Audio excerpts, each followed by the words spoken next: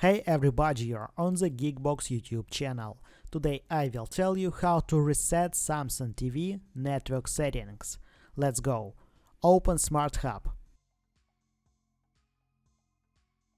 Settings.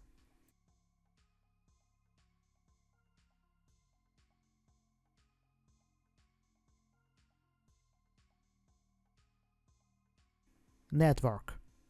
Network settings.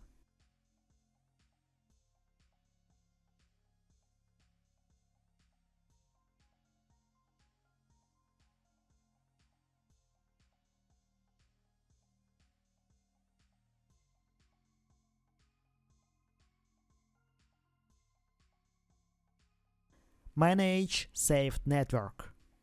Select all. Remove. Or open Settings. General. Network. Reset network settings.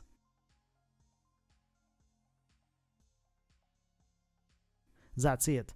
Now you know how to reset Samsung TV network settings. If I've helped you, please like and subscribe to the channel. Good luck and see you soon.